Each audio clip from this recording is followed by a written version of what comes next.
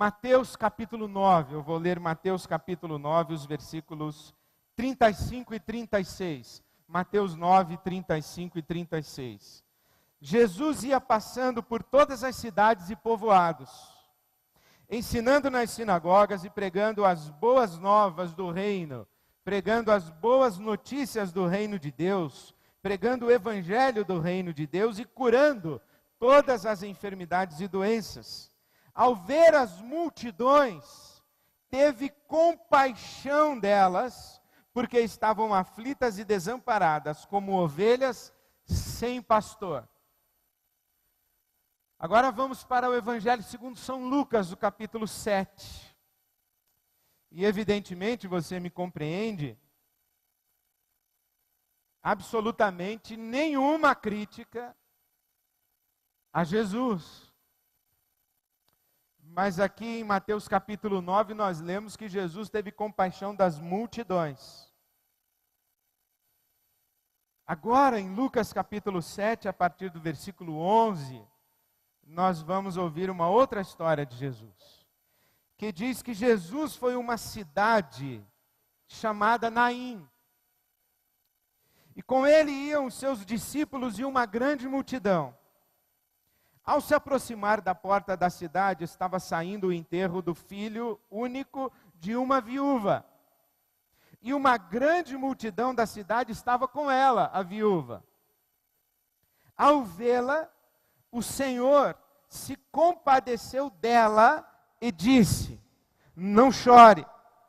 Depois aproximou-se e tocou no caixão, e os que o carregavam pararam. Jesus disse: jovem, eu lhe digo, levante-se. O jovem sentou-se e começou a conversar, e Jesus o entregou à sua mãe. Todos ficaram cheios de temor e louvavam a Deus. Um grande profeta se levantou entre nós, diziam eles. Deus interveio em favor do seu povo. Essa notícia sobre Jesus espalhou-se por toda a Judéia e regiões circunvizinhas. Vamos orar? Deus nosso Pai, pedimos-te que nos dês o teu coração, que comuniques ao nosso coração os teus sentimentos, as tuas emoções. Pedimos o teu coração, além da tua palavra, dá-nos o teu coração, dá-nos o teu coração. Te pedimos assim em nome de Jesus. Amém.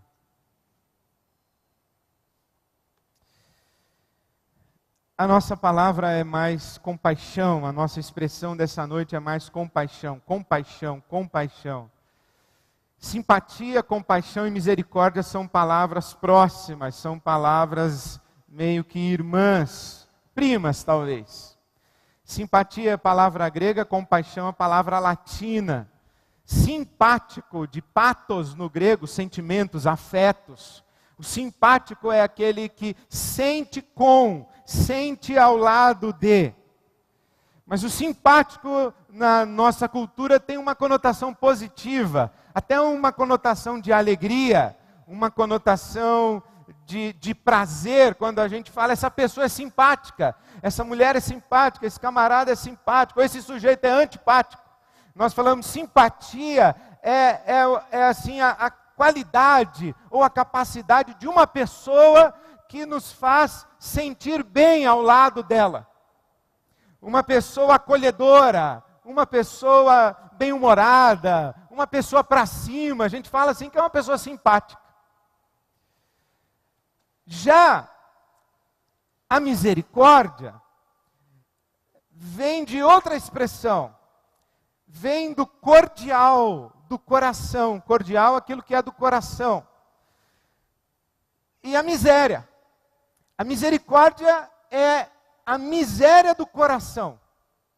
É quando eu percebo a minha condição de miserabilidade e eu percebo a sua miséria. Não é a sua pobreza financeira, a sua dificuldade econômica, é a miséria, a miserabilidade da condição humana.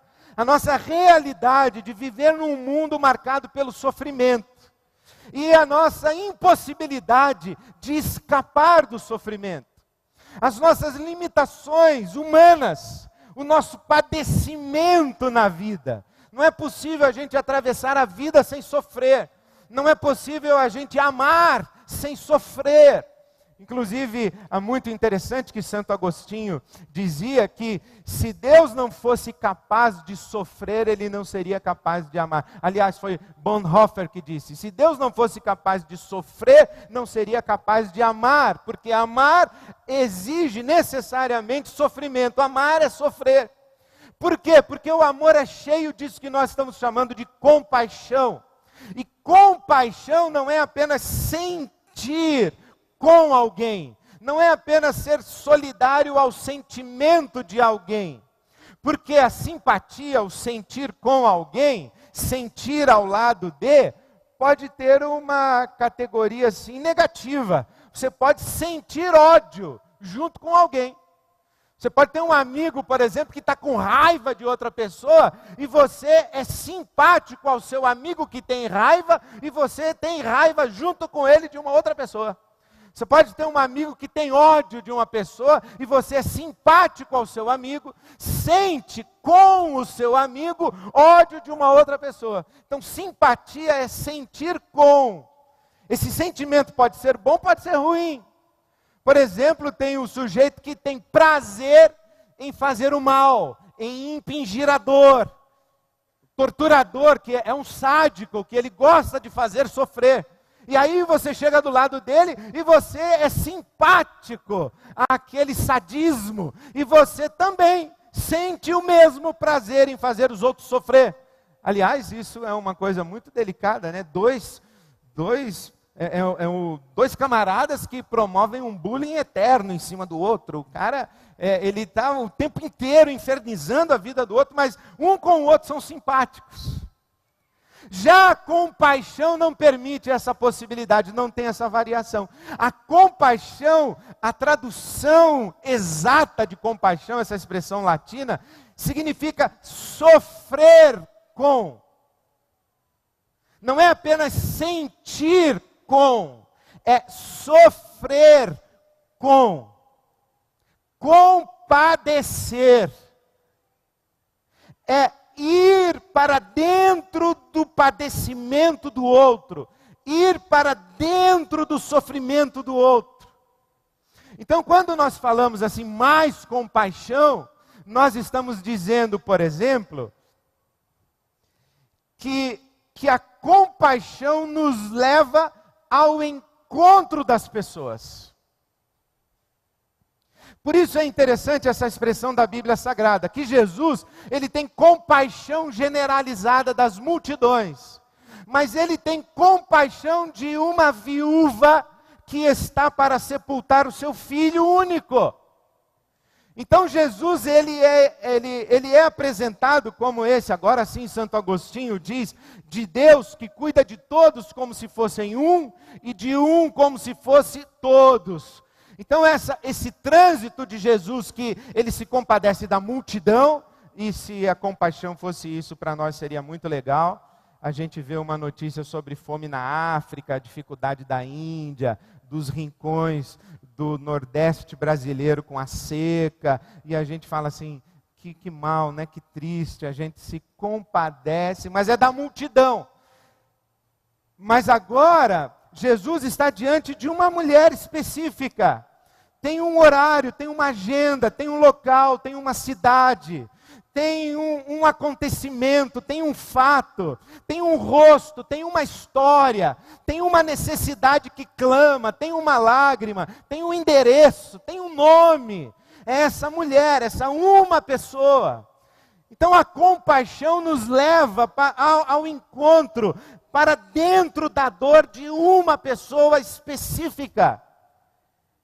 E é isso que nós estamos querendo dizer quando afirmamos mais compaixão. Quer dizer, por exemplo, menos crueldade, porque tem gente que não apenas é incapaz de ir para dentro do sofrimento do outro, mas tem uma habilidade extraordinária de ficar do lado de fora do sofrimento do outro, fazendo o outro sofrer ainda mais. Isso é crueldade, é impor sofrimento, é ser fonte do sofrimento alheio. Então, mais compaixão é menos crueldade, mais compaixão é menos indiferença. Eu me lembro do pastor que me explicou esse texto da ressurreição do filho da viúva de Naim, ele dizendo que vem aqui Jesus com seus discípulos e com a sua multidão, mas vem do outro lado também uma viúva com os seus familiares e também uma multidão. Vem a caravana da vida cruzando com a caravana da morte. E no nosso dia a dia e no nosso mundo, essas duas caravanas estão se cruzando o tempo inteiro, o tempo inteiro. O tempo inteiro. Por exemplo, numa comunidade como a nossa, nós temos tanto a senhora que chega com o seu filhinho no colo, recém-nascido, quanto a família que está de luto, no mesmo dia, na mesma hora, no mesmo ambiente. A caravana da vida e a caravana da morte se cruzando o tempo inteiro. E quando essas duas caravanas se cruzam, a nossa tendência é nós fecharmos o vidro e seguirmos o nosso caminho, se nós estamos na caravana da vida. Então, mais compaixão é menos indiferença. Perceber a caravana da morte passando, e não apenas perceber a caravana da morte passando, mas perceber uma viúva, perceber uma mulher, perceber um homem, perceber uma criança, com nome, com história, alguém de carne e osso, uma pessoa, e não apenas uma multidão. Estamos falando, por exemplo, em mais compaixão, nós estamos falando principalmente de menos covardia e mais coragem. E, na verdade, era sobre isso que eu queria falar com você hoje à noite. Para ter compaixão, você tem que ter coragem. A compaixão não é para gente fraca. A compaixão não é para gente imatura. A compaixão não é para gente infantil. A compaixão não é para gente covarde. A compaixão é para gente grande. A compaixão é para gente cheia do Espírito Santo de Deus. A compaixão é para gente amarrotada pela vida.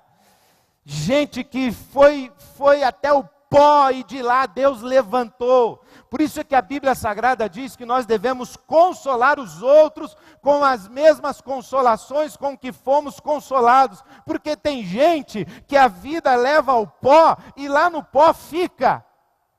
E essa gente é digna de compaixão, de gente que tem a capacidade de ir até o pó e se colocar lá dentro daquela dor e daquele padecimento e ficar ali se compadecendo. Há outras pessoas que não sabem o que é pó, não sabem o que é sofrer, não sabem o que é padecer, estão alienadas, a vida ainda não lhes deu uma trombada. Não choveu ainda na casa dessa gente, não tremeu a parede, ainda não anoiteceu, ainda não escureceu, o céu não escondeu o sol ainda, e essa gente acredita em Papai Noel, acredita na Alice, acredita que tudo é maravilhoso. É o Salmo 30. Tem o poeta da Bíblia Sagrada que diz isso: dizia eu no meu coração, jamais serei abalado. Tolo, tolo. Até que a casa cai. Aí ele diz assim: pode durar o choro, o decorrer de uma noite, mas pela manhã vem a alegria. A compaixão é para gente assim, que chorou a noite inteira, mas que o Senhor foi buscar, colocou em pé novamente e agora entrega ao mundo para a compaixão. Porque a compaixão exige maturidade, exige coragem. Por quê? Porque a compaixão é você ir ao sofrimento do outro. E quando você vai ao sofrimento do outro, propositadamente, você vai sofrer com o outro. Quando você vai, quando você ousa parar a caravana da morte, olhar no semblante de uma viúva que está agora sepultando o seu filho único, que está na condição de absoluta vulnerabilidade, fragilidade e abandono, porque a mulher vivia do marido. Na falta do marido, vive do seu filho único. Agora não tem nem marido, nem filho único, então ela está sozinha no mundo. Quando você ousa parar alguém assim, quando você vai para dentro da tragédia, da dor, do sofrimento de alguém, Deus senta no banco dos réus. Deus fica subjúdice. Nós começamos a ouvir vozes dizendo: onde está Deus? Por que Deus permitiu isso com isso? Por que Deus permitiu que isso acontecesse? O que Deus está querendo fazer? Deus é confrontado. E a nossa visão de Deus é confrontada também. Aquilo que a gente pensa a respeito de Deus é confrontado. Aquele Deus protetor, cuidador, interventor, o Deus de milagres, ele desaparece. O Deus que fala, o Deus que se manifesta, o Deus que nos exalta, ele some, ele desaparece. Porque você está de cara com a dor, a mulher já é viúva, ainda perde o filho. E eu imagino alguém falando para Jesus: Jesus, o que aconteceu? Que tanta tragédia numa casa só, que tanta desgraça numa casa só. Jesus, por que tem desgraça na casa dessa viúva aqui dessa cidade, e aquela mulher ali tem 7 filhos e o marido vivo? O que está acontecendo, Jesus? O que o teu pai tem o que na cabeça de fazer a mulher sofrer tanto? A mesma coisa acontece com o cego de nascença. Quando Jesus vai curar um cego de nascença, as pessoas perguntam: quem pecou? Ele ou os pais dele? Porque tem alguma coisa errada. E você sabe que com Deus não está errado. A gente é assim, né? A gente paga de advogado de defesa de Deus. A gente não pode. Quando Deus ele fica subjúdice, a gente já quer logo consertar o mundo de Deus. A gente quer consertar a reputação de Deus. Eu me lembro uma vez que eu fui visitar uma senhora que estava lutando com um câncer já havia 8 anos. E ali, quando chegamos e começamos a ouvir, eu e Silvia, aquele casal, aquela senhora tirava os exames de dentro do envelope e colocava, e tirava, e jogava em cima da mesa, e tal. E eu ouvindo aquela angústia, e pensando assim: meu Deus, vai chegar a hora que eu tenho que falar, Deus. Eu vou ter que falar alguma coisa. E foi me crescendo aquela angústia até que chegou o silêncio. Aí o marido olha para mim, aquela senhora olha para mim. Então, pastor, o que o senhor tem a dizer? Porque ela estava revoltadíssima com Deus. Ela estava descrente da oração, fazendo perguntas: por que Deus está me fazendo passar por isso? E a igreja, e ninguém ora, e todo mundo ora e não resolve. 8 anos lutando com isso, e olha o que deu. E eu perplexo, eu falei assim para ela: eu estou muito curioso de ver como é que Deus vai sair dessa rascada que Ele se meteu com você.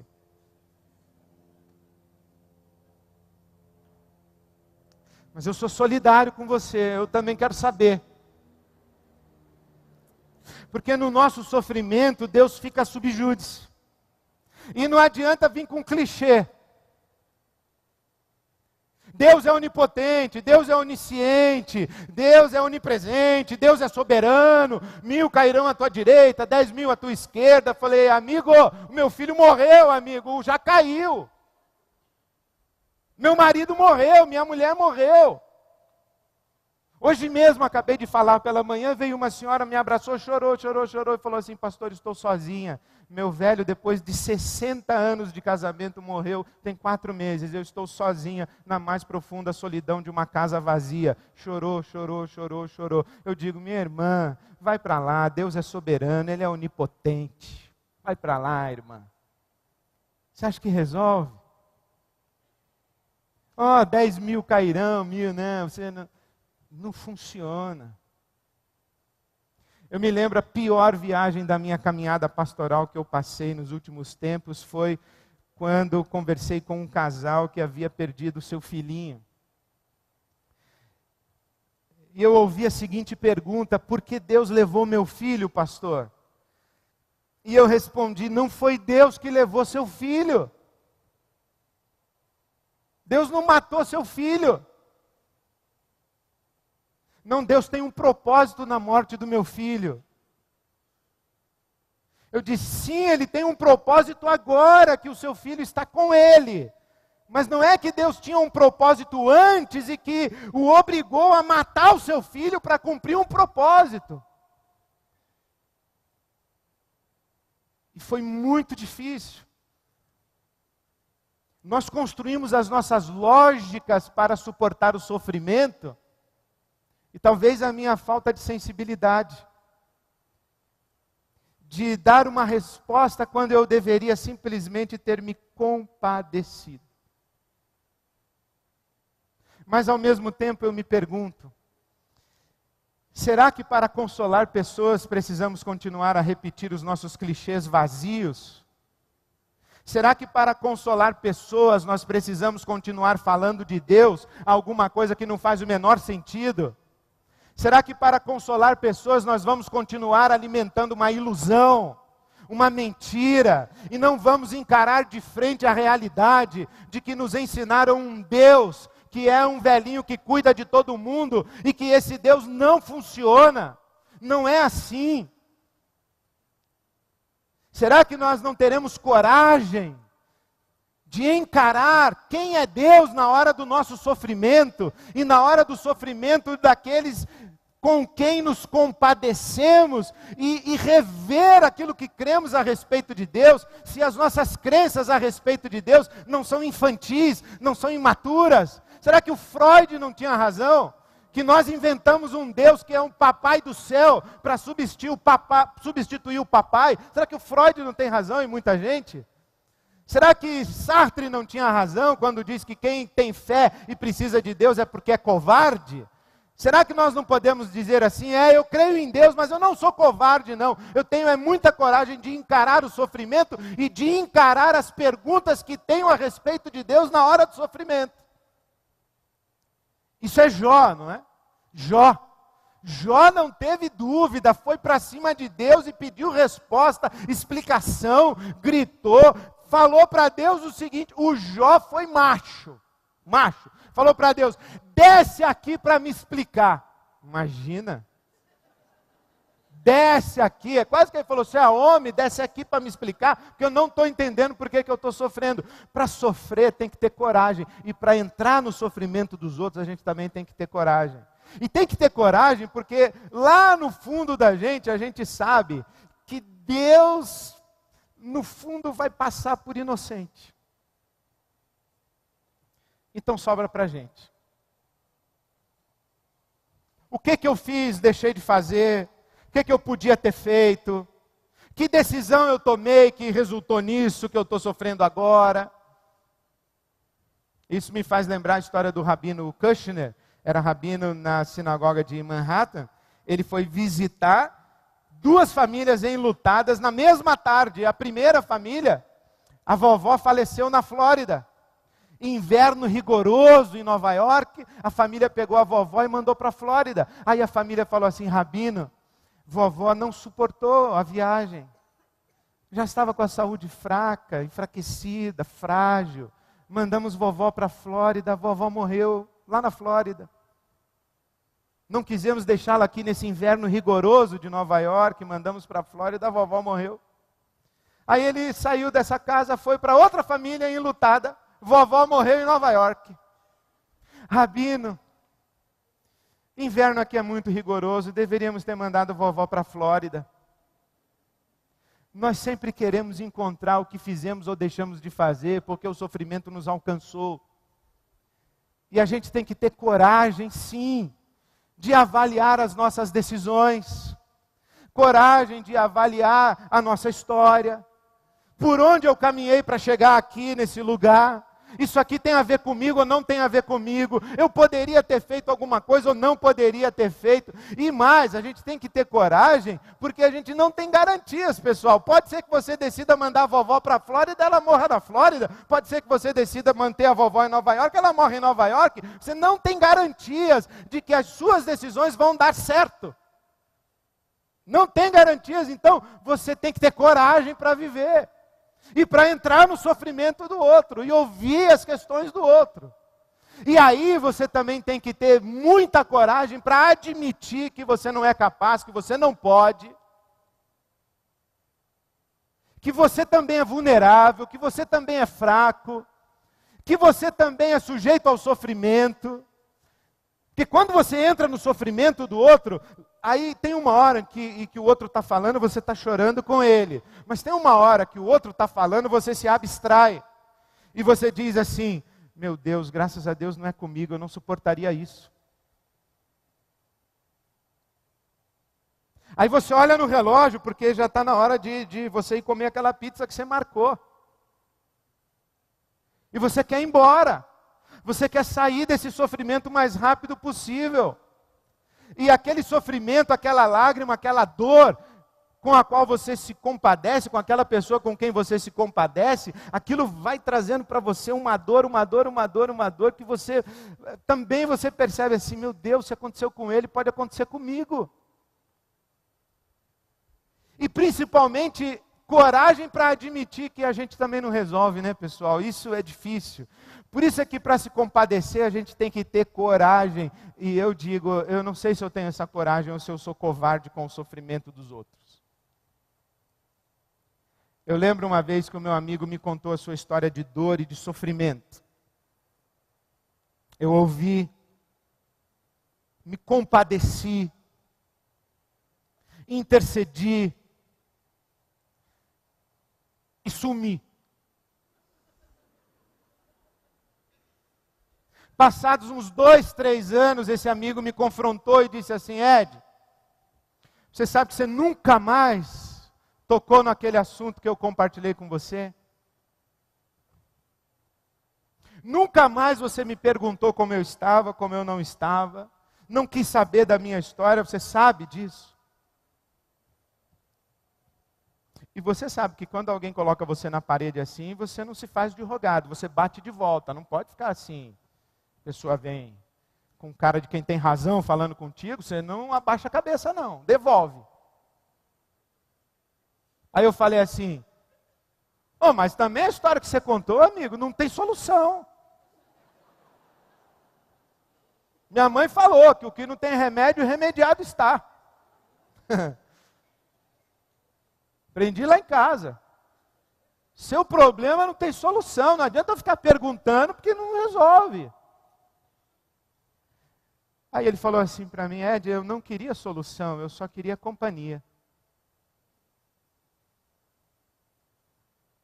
Eu não queria solução, eu só queria companhia.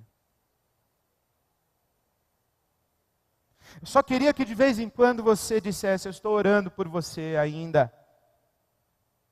Eu só queria que de vez em quando você sentasse comigo e me deixasse falar disso que não tem solução, mas eu preciso falar. Queria que você me ouvisse. Eu só queria que de vez em quando você demonstrasse que você se importa. E aí eu fiquei pensando, eu acho que eu não tenho tanta coragem para propositadamente entrar no sofrimento dos outros e me compadecer e trazer para as minhas costas o peso dessa dor. Por isso é que para se compadecer e para ter compaixão a gente tem que ter coragem. Coragem para fazer perguntas. E perguntas cujas respostas nós não queremos necessariamente ouvir. Então é melhor a gente já nem fazer a pergunta. Agora, sabe o que é pior? Coragem para admitir que há muitas perguntas para as quais nós não temos respostas ou que não tem resposta. E nós vamos viver sem a resposta, simplesmente sem a resposta. Admitir isso não tem resposta, não tem solução, não tem explicação, não tem resposta, não tem nada. Deus fica sob júdice, a gente se sentindo culpado, a situação não se esclarece, não se desembaraça, não se resolve, e a gente não sabe explicar nem quê, nem porquê, nem como sair dessa. É melhor a gente evitar mesmo o sofrimento. É melhor a gente deixar quem sofre celebrando a recuperação. Lá os caras ficam lá um sofrendo com o outro, e a gente fica vendo o jogo. Liga a televisão, vai para a Disney, manda para o Claudinho, para os pastores, para os grupos de intercessão, a gente, vai lá, a gente vai despachando para os profissionais do compadecimento. As pessoas que ganham para isso.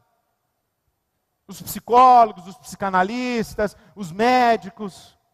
A gente vai empurrando. Os pastores. Mais compaixão vamos entrar no sofrimento das pessoas.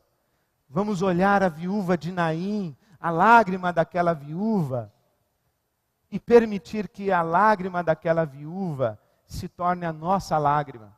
A intercessão é isso. A intercessão é você se colocar de joelhos por alguém e falar assim: Deus, eu estou aqui ajudando o meu irmão a carregar o seu fardo pesado. Ajudando o meu irmão, a minha irmã a carregar o seu peso. Tira um pouquinho do peso de lá e coloca nas minhas costas. Quem diz assim, eu tenho muito prazer na intercessão, eu não sei se está intercedendo bem não. Porque a intercessão é sofrida. A intercessão, você chora o que não é choro seu. A intercessão, você sente o seu coração apertado com uma dor que não é sua. É quando você entra naquele sofrimento, você passa o dia pensando naquela pessoa, você vai lá ao lado, você entende o que é compaixão? Compaixão não é para gente pequena, nem para gente imatura, nem para criança, nem para gente covarde. A compaixão, portanto, quando a gente fala mais compaixão, nós estamos falando, vamos crescer, pessoal, vamos crescer. Agora, como é que a gente sai disso? Eu acho que tem uma resposta na Bíblia Sagrada, que foi o caminho que eu encontrei e o que Jesus me ensinou. Eu gostaria muito de dizer, sabe como a gente faz isso, pessoal? É simples, a gente para a viúva e diz assim: pare, minha senhora, não chora. Olha para o filho dela no caixão e diz: moço, levanta. Sua mãe está sofrendo, rapaz, levanta daí. Mas não funciona assim. Gostaria de dizer que a maneira é essa, mas não é assim.